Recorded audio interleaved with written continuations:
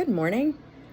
I just woke up maybe 20 minutes ago, and one of the first things I did was pick up my phone, and I had a comment from somebody on one of my videos about how to, essentially, can you make a video on how to get into 4D? And I've been thinking about this lately because it occurred to me yesterday that this was something that was really easy for me, but is probably due to wiring, maybe not as simple for other people.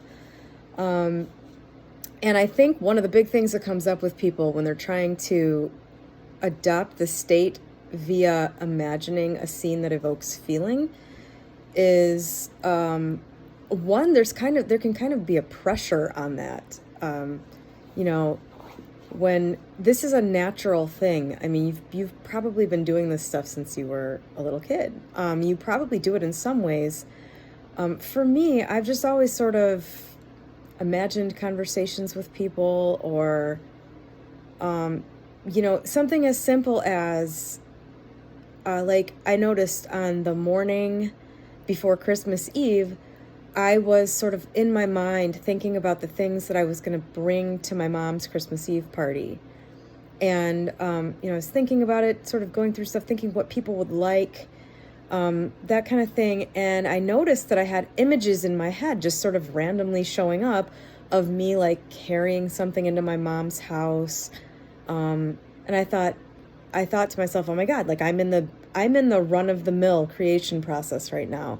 I'm thinking about it. I'm thinking about what people's reactions will be so that I can decide on what to make. And I'm just automatically picturing myself getting this stuff from the car into my mom's house.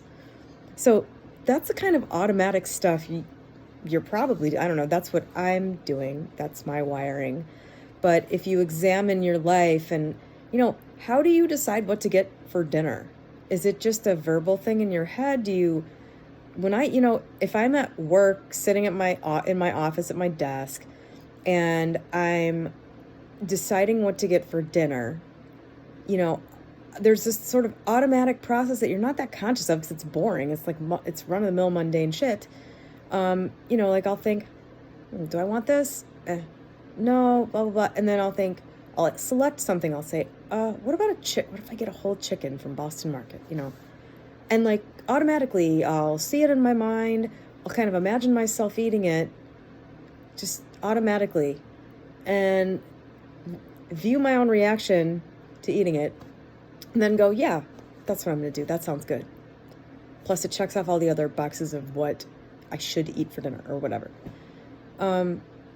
So that's the first thing. If you're not very good at imagining, or that's not your natural thing, try to think about how you do things in your day-to-day. And that can maybe give you a clue if this isn't quite speaking to you. But when it comes to imagining in order to feel a feeling, in order to adopt a state with the intention of creating something, there can be a lot of pressure on that. You think, am I doing it right? It's like anxiety can come up when you're in the scene, like trying, you probably just need to either practice or find your way that doesn't provoke anxiety. Like, for example, my friend who created some business success and removed some money blocks did that simply by repeating affirmations to himself in the car. He said that he used different vocal intonations every time he said it, and that after a few weeks, he felt an internal shift and said to himself, okay, this has taken, and I don't need to repeat the affirmation anymore. That's a totally different process than what I'm describing with the 4D imagination adopting the state. But it's the same thing. It's just different strokes for different folks, and most importantly and maddeningly, people describe the exact same phenomenon in a different way. He basically did what I'm describing, and it's the same exact thing. It's the same process. It yields the same thing, but it's different wiring.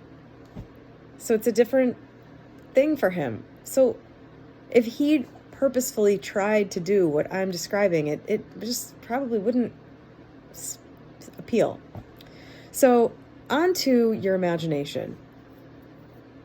Now, my suggestion, if you're having trouble with this, is try doing a guided meditation. And I'm going to put a link in the description to my favorite guided meditation. I love this. I try to do different ones because I like to actually have like a new experience as frequently as I can with that kind of thing.